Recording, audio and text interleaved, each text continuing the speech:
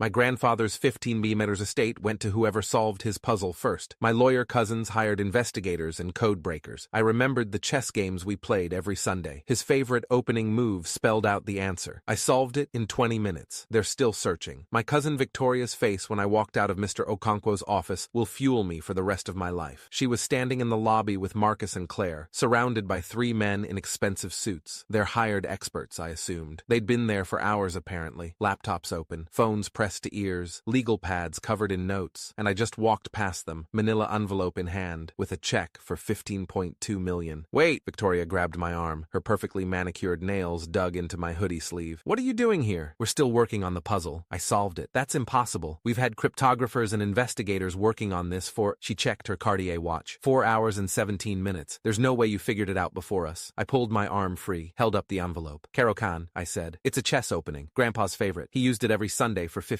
years. The color drained from her face. How could you possibly? Because I was there. Every Sunday. While you 3 were too busy building your careers to visit your own grandfather. Marcus stepped forward. 6'2", senior partner at his firm. The kind of man who intimidated people for a living. This is fraud. You must have had inside information. There's no way. The inside information was called showing up. I looked at all 3 of them. These cousins who'd spent every family gathering bragging about their salaries, their cases, their connections, who'd looked at me like I was a disappointment because I worked at a bookstore instead of a law firm, who'd treated Grandpa like an obligation to be scheduled around rather than a person to be loved. You could have solved this in 20 minutes, I said, if you'd ever bothered to play a single game of chess with him. I walked out into the afternoon sun. Behind me, I heard Victoria's voice crack. This isn't over. She was right about that. It was just beginning. My name is Maya Rodriguez, 26 years old, part-time employee at Lighthouse Books on 5th Street, full-time disappointment to my extended family. At least, that's what they thought. My grandfather, Eduardo Rodriguez, built his fortune from nothing. Immigrant from the Philippines. Arrived in California in 1962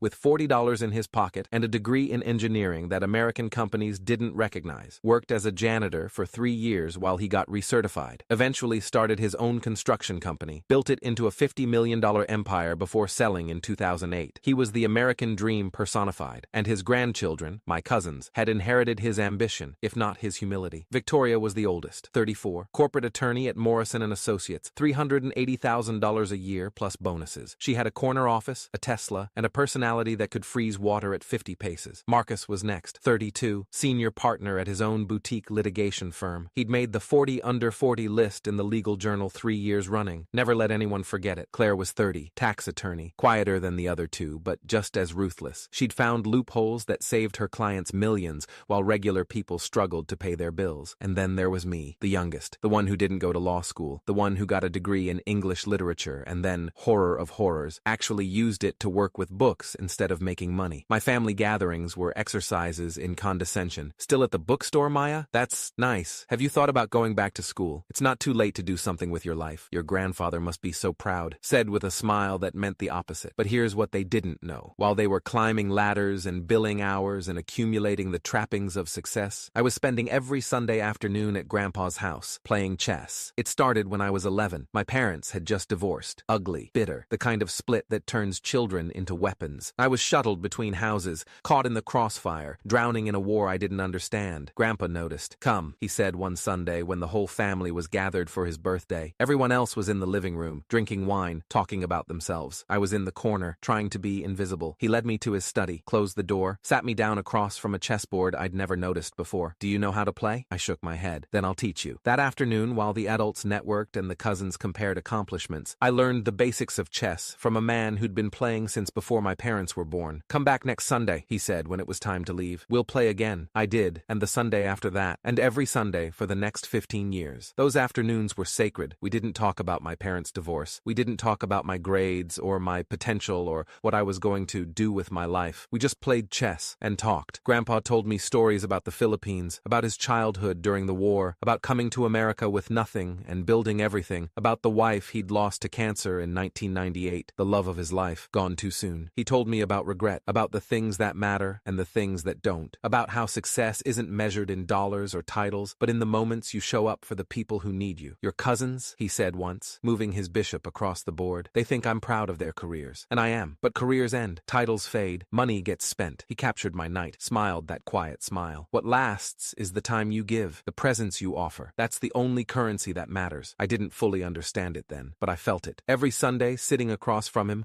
I felt it. Grandpa had a routine. Every game, he opened the same way. Pawn to c6, then pawn to d5, building a defensive structure that protected his king while controlling the center of the board. The Caro-Kann defense, he told me when I was 12, named after two players from the 1800s, Caro and Kann. They developed it together. Why do you always use it? Because defense begins with the first move. He moved his pieces with practiced ease. In chess, in business, in life, if you protect what matters first, you can survive anything. He never said the name during our games after that, never announced his opening, just made the moves, and I learned to recognize them. Pawn to c6, pawn to d5, the Caro-Kann, every Sunday. For 15 years, it became our language, a conversation without words. Grandpa died on a Thursday in October. I got the call at work. Heart attack. Quick, they said. He didn't suffer. I closed the bookstore early, drove to his house, sat in the study where we'd played 1,000 games and cried until I couldn't breathe. The funeral was Saturday, standing room only. Grandpa had touched hundreds of lives over his 91 years. Former employees, business partners, neighbors, friends, and family. Victoria flew in from a conference in New York. Marcus rescheduled 3 depositions. Claire took her first vacation day in 2 years. They stood in the front row, faces appropriately somber, accepting condolences like they were collecting business cards. He was such an inspiration. We'll miss him terribly. He built such an amazing legacy. I stood in the back, watched them perform, wondered when they'd last actually spoken to him. The last time Victoria visited was Thanksgiving 2 years ago. She stayed for 45 minutes and spent most of it on her phone. Marcus hadn't been to Grandpa's house since 2019. He always had conflicts, work dinners, client emergencies, important things. Claire called on birthdays. That was it. But they were family. They deserved to grieve, even if they hadn't earned it. The will reading was 2 weeks later. Mr. Emmanuel Okonkwo, Grandpa's attorney for 30 years, gathered us in his conference room on the 14th floor of a downtown high-rise. Wood paneling, leather chairs, the kind of space designed to make serious things feel appropriately serious. Victoria showed up first, power suit, heels, legal pad for taking notes. Marcus and Claire arrived together, equally dressed for battle. I walked in wearing jeans and my bookstore hoodie, the one with the coffee stain on the sleeve I could never quite get out. Victoria's eyebrow twitched, the only acknowledgement I got. "Thank you all for coming," Mr. Okonkwo said. 72 years old, 38 years of practice, specializing in estate law. He'd known Grandpa longer than any of us had been alive. As you know, Eduardo's estate is substantial, approximately $15.2 million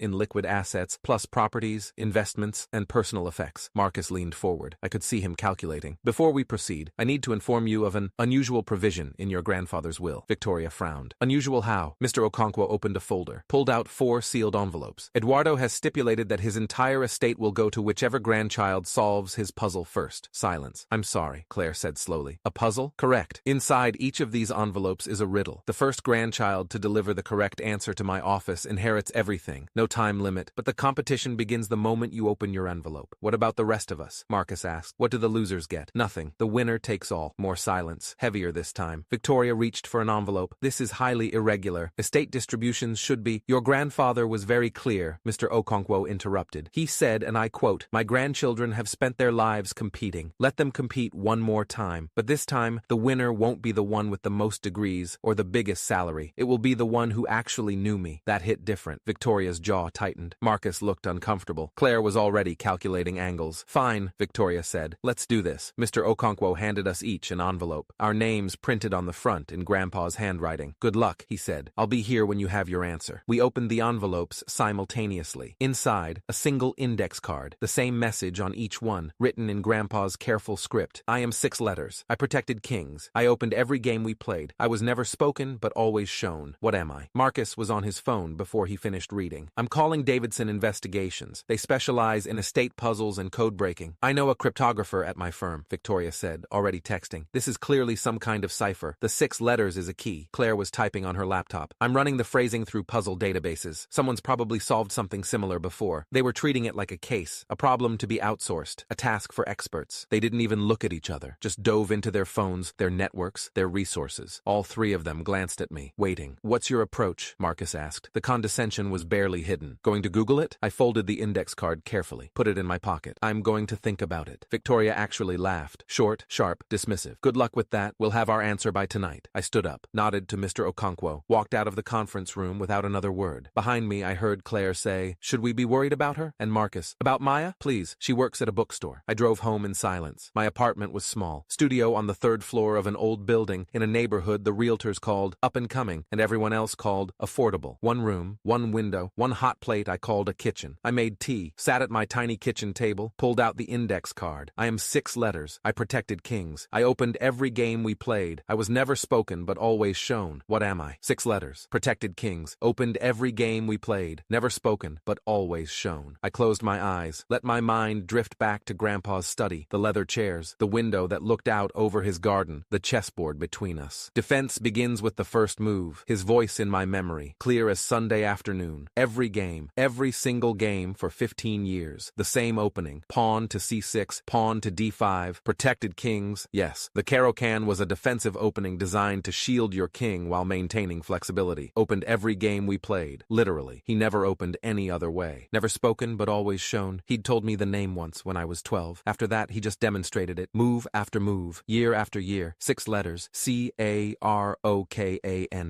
Wait, that was 8 letters. I frowned. Counted again. C-A-R-O-K-A-N-N. 8. But the riddle said 6. I thought harder. Grandpa was precise. Every word mattered. Then it hit me. The opening wasn't Caro-Kann. Not to him. It was the move. The first move. The one that started the defense. C6. No, that was only 2 characters. I grabbed a pen. Started writing. The defense. The name. What was the core? Caro-Kann. No. Wait, maybe it was simpler than that. I was overthinking it. Grandpa hated overthinking. The best moves are the simplest ones, he always said. Don't complicate what doesn't need to be complicated. The answer wasn't cryptographic. It wasn't a code. It was just a name. Caro-Kann. 6 characters if you counted the hyphen. But that wasn't right either. I sat back, took a breath, let the puzzle breathe. Never spoken, but always shown. He never said the name during our games, just made the moves. The moves told the story. What if the answer wasn't the name of the opening? What if it was something else? I thought about everything Grandpa taught me. Every lesson, every aphorism. Defense begins with the first move. Protect what matters first. The Caro-Kann is patient. It doesn't attack. It waits. It builds. It endures. Endures. Wait. He used that word a lot. About the opening. About life. About love. Endure the hard times. Build your foundation. The attack will come, but if you've defended properly, you'll survive. Endure. 6 letters. No, that wasn't a chess opening. I was overcomplicating this, going down rabbit holes, doing exactly what my cousins were probably doing right now, treating it like a puzzle to be decoded rather than a message from someone who loved me. I looked at the card again. I am 6 letters. I protected kings. I opened every game we played. I was never spoken, but always shown. The answer had to be something Grandpa and I shared, something from our Sundays, something personal. I opened every game we played. The opening, the defense, the move, Caro-Kann. No, defend, 6 letters, but that wasn't the name. I was going in circles. Then I remembered something. Grandpa didn't call it the Caro-Kann most of the time. He had his own name for it, a nickname he used when teaching me. This is my shield, he'd said when I was 11. Every king needs a shield. This opening is mine. Shield. 6 letters. But that wasn't right either. Too generic. Mr. Okonkwo would need something more specific. I stood up, paced my tiny apartment, looked at the chessboard on my bookshelf, the one Grandpa gave me when I turned 10. The pieces were still arranged in our last game, the one we'd played 3 weeks before he died. I couldn't bring myself to reset it. His queen was positioned aggressively. My king was trapped in the corner. He'd been about to checkmate me. He always won, except the times he let me win, which I could always tell. I stared at the board, and then I saw it. His opening position. The pawns at c6 and d5. The classic Caro-Kann structure. 6 letters. Caro-Kann. Wait, Caro-Kann. If you removed the hyphen, if you combined the names. Caro-Kann. 7 letters. No, but what if you didn't use both names? What if you just used one? Caro. 4 letters. Can. 4 letters. Neither worked. I sat back down, pulled out my phone, searched Caro-Kann defense 6 letters. Nothing helpful. Searched Caro-Kann variations. A Wikipedia article. Different lines, different names. And then I saw it. One of the main variations was called the classical variation. Clask. No. Another was called the advance variation. Advance. No. Then Karpov variation. Karpov. 6 letters. But that wasn't Grandpa's style. He didn't play the Karpov variation. He played the classical line. I kept reading, and then I found it. The defense itself. The core structure. The technical name for the pawn formation. Caro formation. Caro form. No. I was losing my mind. I set down the phone, picked up the index card. I was never spoken but always shown. He never spoke the name. But he always showed the move. The first move of the Caro-Kann defense is c6. Pawn to c6. c6. 2 characters. But what if Grandpa wrote it differently? In some notation systems, c6 is written as pc6, or just c6. But there was another way to write it, an older way. Descriptive notation. In descriptive notation, the move would be written as, I grabbed my phone again, searched Caro-Kann descriptive notation, PQB3. No, still not 6 letters.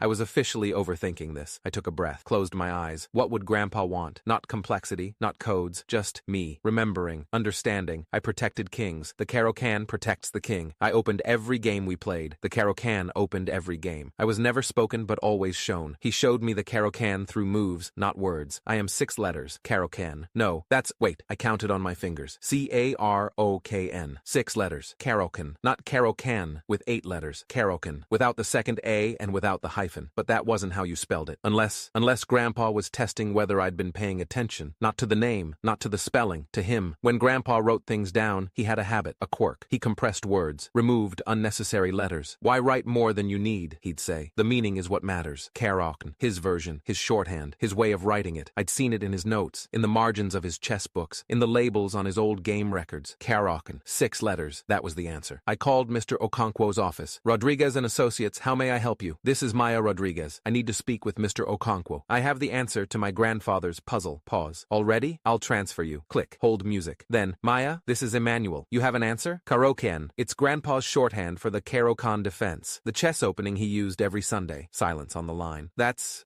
correct. How did you know? We played chess together for 15 years. It was his favorite opening. He taught me when I was 11. We must have played 1,000 games, and he always started the same way. More silence. When Mr. Okonkwo spoke again, his voice was thick with emotion. Your grandfather told me when he drafted this provision that you would figure it out. He said you were the only one who would understand. I felt tears prick my eyes. He also left a separate letter for you, not part of the will, just for you. Can you come to my office tomorrow to sign the papers and collect it? Yes, of course. Maya, congratulations. Your grandfather was very proud of you. He told me that often. I hung up, sat in my tiny apartment, and cried. The confrontation with my cousins happened 2 days later. Word had gotten out that the puzzle was solved. Mr. Okonkwo's office had notified all parties as required. Victoria, Marcus, and Claire demanded a meeting. We gathered in Mr. Okonkwo's conference room. Same wood paneling, same leather chairs, very different energy. Victoria was furious. Her composure, usually unshakable, was cracking at the edges. This is ridiculous. She must have had inside information. There's no way a bookstore employee solved a puzzle that 3 attorneys and their experts couldn't figure out. The puzzle required knowledge of your grandfather, Mr. Okonkwo said calmly. Maya had that knowledge. You did not. That's discriminatory, Marcus jumped in. The puzzle was designed to favor her specifically. No, the puzzle was designed to favor whoever knew Eduardo best. That happens to be Maya. We're contesting this, Claire said, on grounds of undue influence. Clearly our grandfather wasn't in his right mind when— I'm going to stop you right there. Mr. Okonkwo's voice went cold, professional cold, the kind that reminded you he'd been practicing law since before any of us were born. Your grandfather was evaluated by 3 independent physicians before drafting this will. Dr. Patricia Mensah, geriatric specialist, 22 years of practice. Dr. James Oyalaran, neurologist, 18 years. Dr. Sarah Adeyemi, psychiatrist, 24 years. All 3 certified that Eduardo was of sound mind and fully competent. He pulled out a folder. I also have signed affidavits from his caretaker, his housekeeper, and his longtime friend Walter Chen, all attesting to his mental clarity in the months before his death. Any challenge to his competency will fail. Victoria's jaw tightened. Then we'll challenge the puzzle itself. It was arbitrary, unfair. The puzzle was a test of relationship, not intelligence. Your grandfather wanted his estate to go to the grandchild who actually knew him, the one who spent time with him, the one who listened to his stories and learned his passions and showed up when it wasn't convenient. Mr. Okonkwo looked at each of my cousins in turn. You 3 are successful attorneys. You have degrees from excellent schools and careers that would make anyone proud. But in 15 years, how many times did any of you play chess with your grandfather? Silence. How many times did you visit just to visit? Not for holidays, not for obligation, just because you wanted to see him? More silence. Maya came every Sunday, rain or shine, for 15 years. She knew Eduardo in a way none of you bothered to learn, and now she's inherited his estate. He closed the folder. You're welcome to contest, but I should warn you, Eduardo anticipated this. He left a video statement explaining his reasoning. If you force me to play it in court, it won't reflect well on any of you. Victoria stood up. Her face was red, with barely suppressed rage. This isn't over, Maya. I looked at her. This cousin who'd spent years looking down on me, who'd treated me like a disappointment, who'd never once asked about my life, my dreams, my relationship with the grandfather we shared. Yes, it is, I said quietly. You just don't know it yet. The video was Grandpa's final gift. Mr. Okonkwo played it for me privately